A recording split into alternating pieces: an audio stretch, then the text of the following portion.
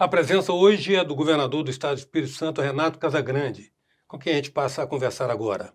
Governador, prazer em tê-lo aqui e Prazer é meu. grato pela sua disponibilidade numa agenda apertada como essa do fim do ano de estar aqui conosco. Nós estamos há praticamente 10 meses do pleito da sua sucessão. A sua candidatura é implícita ou explícita? Minha candidatura é não definida ainda a governador, porque eu compreendo que neste momento o Estado precisa do governador, não de um candidato a governador. E eu preciso fazer uma avaliação efetiva, se terei as condições exatas para disputar uma eleição, se não terei, se a gente vai ter um outro projeto, um outro nome para representar o projeto. O que é certo é o seguinte, o que é certo é que eu vou liderar um projeto. Esse projeto vai ter candidato a governador, vai ter candidato ao Senado, vai ter chapas de estadual e chapas de federal. O candidato ao governador e a minha posição, eu abro em 2022, logo após o Carnaval, um processo de conversa com partidos e com lideranças para poder concluir a minha definição no mês de maio e mês de junho. Entre o mês de maio e o mês de junho eu defino a minha posição se serei candidato ou não. Mas eu vou liderar um projeto que tenha compromisso com aquilo que a gente está fazendo no Estado. De uma certa maneira, já nessa gestão, o senhor está se redimindo de alguns equívocos estratégicos da primeira, né? Quando o senhor governou mais metade do tempo sem o seu time. Nessa aqui, o senhor se cercou de pessoas da sua efetiva confiança e da sua efetiva... O senhor mobilizou gente em quem de fato o senhor acreditava. Eu não sei se é um equívoco, porque às vezes as pessoas na política acham equívoco cumprir compromisso. Tá certo? Assim, Sim. E eu tive um mandato de 2011 a 2014, que eu considero com muitos resultados, mas eu tive um mandato em que nós tínhamos uma aliança que envolvia o ex-governador Paulo Artung, que ele era governador até 2010, então uma parte do governo, uma parte das pessoas dele, uma parte ficou no governo meu depois de 2011 a 2014, por um entendimento com ele. Então, assim, eu, diferentemente de alguns, eu gosto de cumprir palavra, gosto de cumprir acordo. E às vezes na política cumprir acordo parece que é equívoco, tá Foi certo? ingenuidade, né? Não, é palavra. Sem dúvida. Às vezes a seriedade na política é considerada ingenuidade também. Exatamente. Tá certo? Exato. Mas é palavra, é valor, é aquilo que a gente aprende de berço, tá certo? É cumprir aquilo que a gente acorda. Mas neste mandato eu não tive acordo. Foi um mandato, foi uma eleição de ruptura, não foi de continuidade, de ruptura. Sim. Então veio para o governo as pessoas de fato que estiveram conosco no projeto de 2018. E quem o senhor achou apto também, né? E quem eu achei apto, lógico. Governador, nós temos um desvio cultural aqui na nossa cultura política, que é o seguinte: o gestor do momento elege suas prioridades, interesses, preocupações. O sucessor as revoga e coloca as suas, particularmente. Parece que é o sentimento de que se eu sucedo a você e dou continuidade a um projeto seu, eu estou colocando azeitona na sua empada. E com isso, a perda é da sociedade. Perde-se tempo, perde dinheiro, perde-se todo o esforço que foi alocado para construir aquele propósito. O senhor acha que esse sentimento se manifesta, se mantém ainda na sociedade? Na nossa cultura política? Ainda se mantém, mas em menor quantidade, em menor presença, né? Eu vejo que a sociedade hoje cobra continuidade, especialmente daquilo que ele vê. Aquilo que ele vê, né? Nem tudo o cidadão vê, mas naquilo que ele vê em termos de obra, ele cobra, alguns projetos cobra, mas em outros não. Eu vou dar sempre meu exemplo prático, né? Porque nada como a vida da gente, assim, para a gente poder dar clareza naquilo que a gente está falando, testemunho pessoal. Nós fizemos um investimento forte em segurança pública de 2011 a 2014. Por diversas razões, que não cabe aqui fazer avaliação, de 15 para 18, esse investimento caiu no Estado. Então, a hora que eu voltei ao governo em 2019, eu tive que retomar os investimentos do Estado presente, e aí, assim, contratar policiais, civis, militares, bombeiros. E para contratar um policial, eu decido contratar um policial hoje, aqui anuncio no seu programa, vou contratar um policial, daqui a 2 anos que ele está na rua, trabalhando.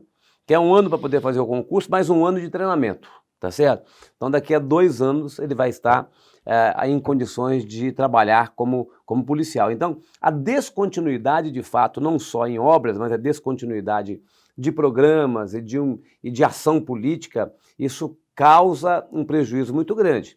Nós tínhamos em 2011, quando eu assumi o governo pela primeira vez, uma posição de segundo mais violento do Brasil em termos de homicídios. Hoje nós estamos no 12º ou 13º, então a gente avançou.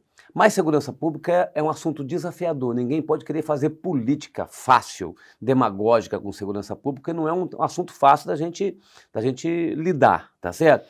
Mas eu tenho plena convicção, se houver continuidade de políticas públicas na área de segurança, na área de educação, na área de assistência, pode ter certeza que uma política contínua nessas áreas, em um período de 4, 5 anos, esse estado estará entre os 5 menos violentos do Brasil. Então, assim, para mostrar como é importante a continuidade de algumas ações e programas e como é importante a gente estar sempre inovando, mas ainda, infelizmente, o que você me pergunta ainda está presente em algumas práticas na política brasileira. Ou seja, projeto de governo é uma coisa e projeto de sociedade é outra.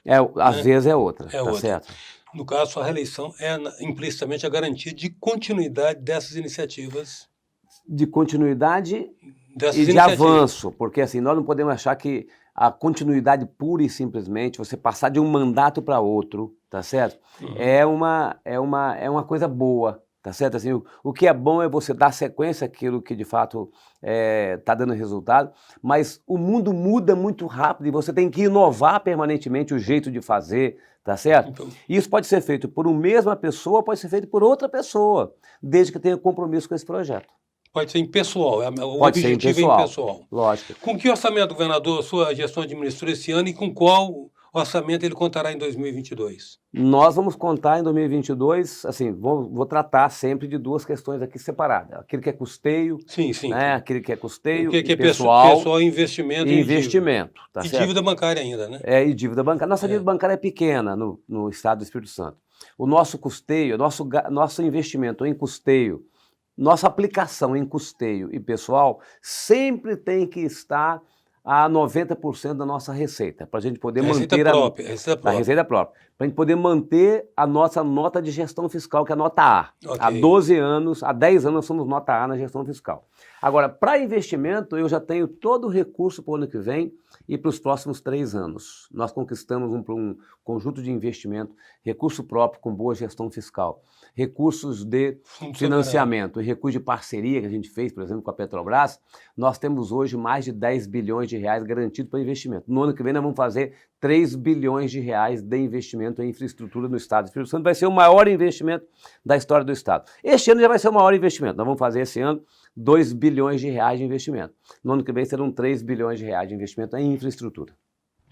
A presença hoje é do governador do estado, Renato Casagrande. A gente volta já. Voltamos com a presença do governador do estado do Espírito Santo, Renato Casagrande. Governador, eu queria que você falasse um pouco sobre o Fundo Soberano, porque me parece que é um compromisso com a posteridade, com as gerações futuras, assegurar que esses recursos não sejam alocados jamais. Não sei, existe alguma prevenção, algum marco legal que previne o caso de um eventual sucessor seu querer destinar recursos do Fundo Soberano para financiar a despesa? Olha, nós temos 2 barreiras, ou 2 impedimentos. Tem uma lei na Assembleia que nós aprovamos do Fundo Soberano. Então, para mudar isso, tem que ter uma outra lei na Assembleia. E a outra é a sociedade vigiar. Porque qual é o papel do Fundo Soberano? O papel do Fundo Soberano é você demonstrar para a sociedade capixaba que a administração pública pensa no médio e no longo prazo. Porque todo mundo acha que o gestor, Eustáquio, é aquele gestor público, é aquele que vende o almoço para comprar o jantar, que é da mão para a boca, tá certo? Que não tem planejamento nenhum.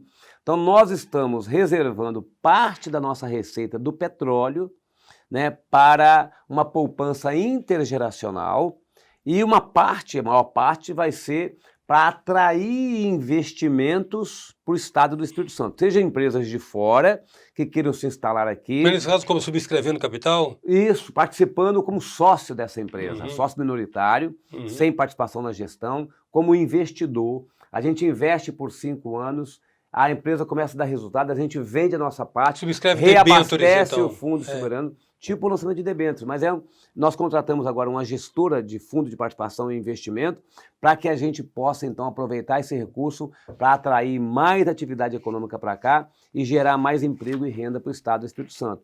É o único estado que tem isso, tá certo? Não tem nenhum outro estado.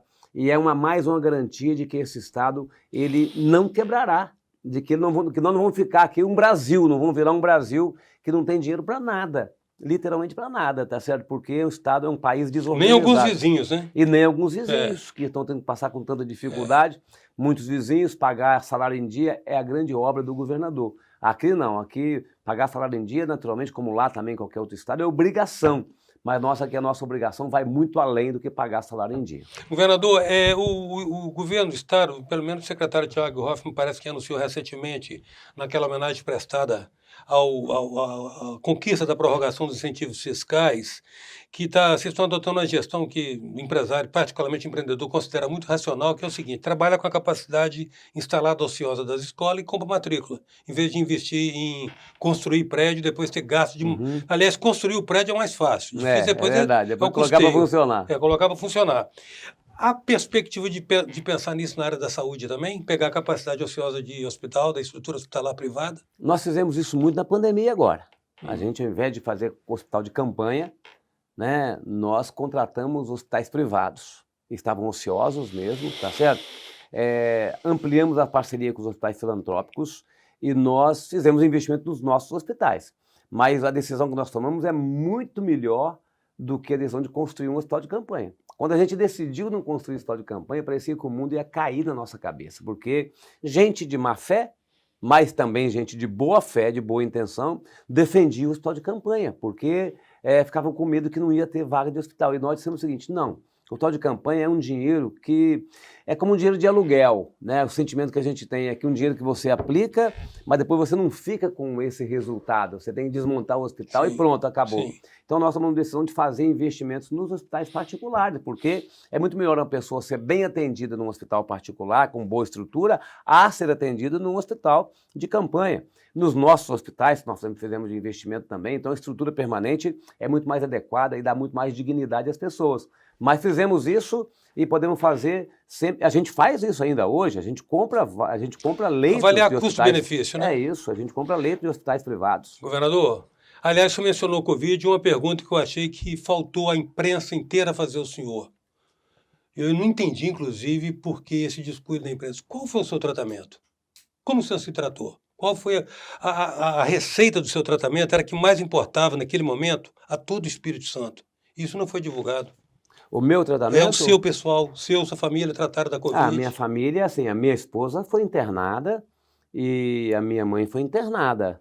O tratamento foi um tratamento que o médico receitou lá. Eu não sei qual foi o medicamento que ele Eu fiquei receitou. impressionado como é que a mídia toda negligenciou isso, porque aquilo que estava acontecendo com a sua família interessava todo o Espírito Santo. Mas assim, foi o tratamento que o médico orientou. Prescreveu. Qualquer. Agora, o meu não teve remédio, tá certo? Me alimentei bem, né? Tomei vitaminas. Mas chegou tá a ser certo? sintomático? Teve sintomas? Teve sintomas leves. leve, pequena febre, tá certo? Mas leve. Então, mas eu fiquei em casa, então eu só me alimentei bem e me cuidei. Deixa eu lhe falar também, a gestão estadual da Covid é considerada satisfatória à vista dos resultados obtidos, né? Depois de passar a sombra inicial. Agora, uma coisa que na percepção leiga parece ter sido insatisfatória, não valeria a pena investir na massificação de exames como primeira medida de tratamento?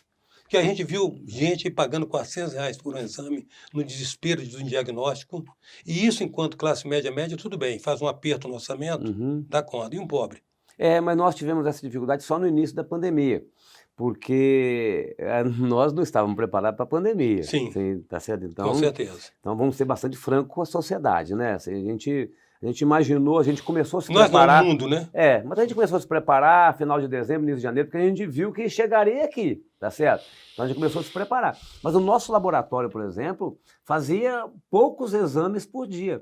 Nós fomos comprando equipamento onde nós fazemos milhares de exames por dia. E entregamos em menos de 24 horas, tá certo? O nosso laboratório LACEN. E fazemos sequenciamento genético também. Sabemos qual é a variante do vírus que está. Então, assim, a gente fez investimento. Hoje nós não temos problema de fazer os exames PCR. Mas surgiram também tantos exames rápidos. Por exemplo, eu fui agora na Escócia, no encontro de mudanças climáticas da ONU. Eu mesmo fazia meus exames. Quer dizer, eu tinha que fazer todo dia, jogar no sistema. Então, fazia coleta, fazia meus exames, exames rápidos. Então, isso popularizou muito. Hoje em dia já não tem mais essa dificuldade, os testes estão mais baratos, PCR lá 100 tem, não precisa ninguém se preocupar, só ir na unidade de saúde, faz a coleta e em 24 horas você tem o resultado. Eu paguei R$ 400 no exame, cheio pra caramba. Mas você já pagou alguns meses. Já tem tempo. Já tem tempo. A pandemia, a gente sabe, ela vai ressignificar a vida da gente em vários setores. Muitas coisas a gente, né? Muitas coisas a gente está reavaliando, inclusive os planos para o futuro, porque a gente nunca tem certeza mais de um depois. Agora, uma coisa está prevista, o home office não é irreversível, ele veio para ficar. E home office depende de boa conectividade. Internet é serviço de primeiríssima necessidade, sem o qual a pessoa estará igual o Robinson Crusoe lá na ilha. Uhum. Vocês têm planos para cobrir o Espírito Santo de infovias, tanto quanto de rodovias? Veja bem, isso é um investimento público que é para serviço público. Então, assim, aquilo que é para a sua empresa, eu não posso, como Estado, fornecer para você, tá certo? Eu até posso, através da Prodeste, mas a Prodeste tem prioridade para fornecer para a administração pública. Então, o Estado do Espírito Santo hoje tem uma rodovia de fibra ótica que está presente em toda a região metropolitana, incluindo Guarapari, incluindo o litoral de Aracruz e Fundão. Então já temos fibra ótica em todas as escolas, em todos os presídios, em toda a unidade de polícia militar, polícia civil, e aonde o município quiser contratar esse serviço da Prodeste, como em Vila Velha, por exemplo, tem contrato. Então, Vila Velha também tem todas as suas infraestrutura física cabeada. Agora nós contratamos 2 grandes anéis. Um anel que sobe aqui, Aracruz, Ibiraçu, João Neiva, até São Mateus, Nova Venécia, Barra de São Francisco, Colatina, Itarana e Itaguaçu, as 3 Santas e volta aqui na Grande Vitória. Um outro anel que sobe pela BR-262, vai até Iuna, Muniz Freire, Castelo, Cachoeiro da Mirim e volta aqui para a região litorânea sul. Então, sim, 30 e poucos municípios com rodovias, podemos chamar assim, vias, né, certo? Infovias de fibra ótica, tá certo? Essas são para atender os prédios da administração pública. O governo federal, através da sua agência reguladora, precisa cobrar os investimentos. A 5G que está chegando aí agora, né, é uma perspectiva nova de uma infraestrutura mais adequada, tá certo? Mas precisa de muita infraestrutura. São antenas menores, colocadas a menos distância, não são essas antenas grandonas, sim, são colocadas nos topos dos prédios, antenas pequenas, mas que precisa, como são ondas menores, precisa de mais antena para uma jogar para a outra. A presença hoje é do governador do estado, Renato Casagrande. Voltamos já. Voltamos com a presença do governador Renato Casagrande. Governador, normalmente entrevistas falam do desempenho da persona pública, mas interessa também a comunidade, ou mesmo seus leitores, aqueles que, de uma certa maneira, há 30 anos, o senhor tem exatamente uns 30, 31 anos de protagonismo na cena pública estadual, né? Estadual e federal. Como é que o senhor vê a discussão de uma pauta de costume, às vezes, misturando-se com o debate político? Eu vejo como fuga das prioridades, desvio daquilo que é prioridade. Importante. Daquilo que é importante. Não que pauta de costume não seja importante, eu sou cristão e acho que essa pauta é uma pauta boa, mas é uma pauta para a minha igreja, tá certo? Para a minha família. É uma pauta pública também, porque você tem que ter políticas públicas para as pessoas. Mas qual é o grande problema do Brasil hoje, Eustáquio? O grande problema do Brasil hoje é a desigualdade social. Esse é o problema grave que a gente enfrenta num país rico como o Brasil.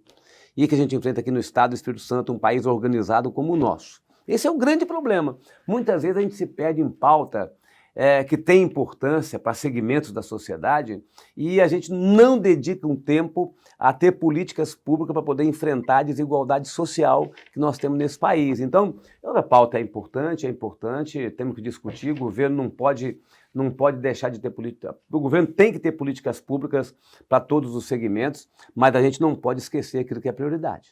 Nós estávamos falando agora dos seus 31 anos, né? Basicamente, desde que o senhor aparece com aquele primeiro mandato... Em 1990 que eu... Deputado estadual, 90, 2000, exatamente. O senhor viveu toda a sua carreira política no PSB, né? Sim, toda. Antes da queda, ou seja, estava coincidindo com a queda do Muro de Berlim. O Muro de Berlim caiu em 89. 89 foi quando o senhor se elege pela primeira vez, aí surge a perestroika, o fim da União Soviética e o desmantelamento do socialismo como o conhecíamos. E o senhor sempre se assumiu como socialista. De que socialismo o senhor fala? Do modelo que prevê o Estado, que o Estado deve ter o controle dos meios de produção, não aceitar empreendedorismo e iniciativa privada, ou fala de um socialismo que para outros é neoliberalismo, porque se confunde com a social-democracia? Eu acho que o nosso socialismo, o nosso socialismo é muito mais voltado para a social-democracia do que para controle de produção. Você vê que o primeiro-ministro de Portugal é socialista, do Partido Socialista. Então, o que nós queremos é, dentro de uma sociedade capitalista, nós não vamos mudar a sociedade capitalista, é fazer com que a gente tenha o enfrentamento a essa desigualdade social. Que tenha políticas públicas, que o Estado seja forte, não é nem Estado grande nem pequeno, há um debate falso, também o Estado tem que ser grande, tem que ser pequeno, o Estado tem que ser o suficiente para poder ter força para transferir recurso de quem ganha mais para quem ganha menos, e a gente ter através de políticas públicas. Então, enfrentar a desigualdade social, respeito aos direitos humanos, preocupação com a questão da sustentabilidade ambiental. E esses são temas fundamentais de quem está no Partido Socialista, de quem é progressista. Então, essa tem sido a minha orientação permanente. E neste ambiente, nós, como socialistas, nós sabemos do papel do setor privado. Tanto é que eu agora estou privatizando a empresa de gás no estado do Espírito Santo. Tanto é que eu fiz parceria da CESAM com empresas para poder a gente ter a capacidade de aumentar o investimento em saneamento. Tanto é que a gente compra do setor privado vagas para educação, vagas para saúde, porque a gente tem que fazer uma conciliação entre aquilo que é da administração pública e aquilo que a gente pode também comprar do setor privado, porque para a população não interessa a cor do gato. Desde que ele casse o rato. Desde que ele casse o rato, tá certo? Que desde mal se falava assim. É isso, o que a gente precisa fazer é fazer o benefício chegar à população.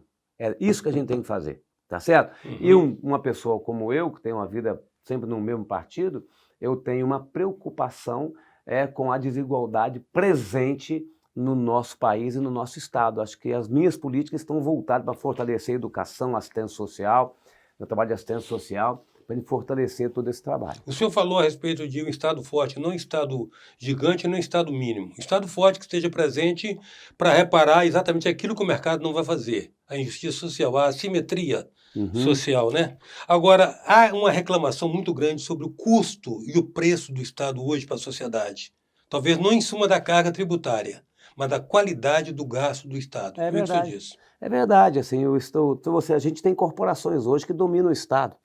Tá certo? Assim, a gente tem corporações que têm privilégios que a sociedade brasileira não tem. Então, assim, é verdade que a gente tem que enfrentar essas corporações. A gente tem situações hoje de poderes que acabam tendo benefícios que já não é mais suportável, como nós tínhamos no passado que acabou, auxílio moradia para juiz, para promotor, para conselheiros, tá certo? Tinha no passado para deputado e assim por diante. Então, nós temos sim um custo, mas o maior custo para a sociedade brasileira hoje é o custo da dívida pública. 50% do nosso orçamento da União é para fazer rolagem da dívida. Tá certo? Qualquer um ponto na Selic é uma fortuna. É uma fortuna. Então, assim, o custo da máquina pública, ele é pesado, ele tem privilégios, não vou dizer nem que seja pesado, ele tem muitos privilégios que precisam ser. A reforma administrativa é importante para isso, desde que toque de fato nos pontos que tem que ser tocado, tá certo? Mas hoje o maior custo para o povo brasileiro hoje é a incompetência fiscal da administração pública federal, que torna a rolagem da dívida o grande problema hoje que consome boa parte do orçamento. Sim, os juros e encargos da dívida certamente valem mais que qualquer orçamento do Ministério de Saúde, Educação, Segurança. Mas então o senhor acha que nesse caso o que deveria haver é um trabalho em cima da gestão da dívida pública? Da gestão porque, na verdade, mas a dívida pública o que faz a festa dos banqueiros, governador, é a dívida pública. É a dívida pública. O banqueiro não empresta dinheiro. É isso aí. Selic. É isso aí. Vai, eles compram título. Compra título. E resgate. São os gigolôs do... É isso. Então, agora, para a gente fazer isso, tem que ter boa gestão fiscal. Tem que ter boa gestão monetária, tá? Cambial. Mas isso às vezes não tá implica certo? cortar na carne? Isso implica cortar na Mexer carne. com corporações? Mexer com corporações, cortar na carne, tá certo? Implica isso tudo. Tá certo? Sinal de expectativas, e você não tem muito como cortar, mas você aponta um caminho que as pessoas tenham confiança. Qual o grande problema do governo brasileiro hoje? É falta de confiança, de credibilidade, porque você não tem um planejamento estável daquilo que vai acontecer daqui a 1 ano, 2 anos, 3 anos, 5 anos, tá certo? Então, assim, quando você aponta para uma direção confiável e você começa a controlar a despesa, você aponta na direção de expectativas maiores e com isso você consegue emitir títulos com juros menores. Aí você consegue reduzir a dívida. Isso você falou um fator determinante, expectativa, né? É Se as isso. pessoas acreditam que as coisas vão ficar bem, elas apostam. Se acreditam que as coisas vão ficar mal, É lógico. elas Aí, entraram. aí o Brasil, para rolar a dívida, tem que emitir títulos com juros maiores para poder Ser convidativos. alguém comprar esses títulos. Quero agradecer muito, governador, a sua disponibilidade de estar conosco aqui tratando desses assuntos. Muito mesmo. Obrigado, Eustáquio, pela oportunidade também. Você é um jornalista experiente, capacitado. Parabéns pelo trabalho que tem feito. A presença hoje do governador do estado do Espírito Santo, Renato Casagrande. Até já.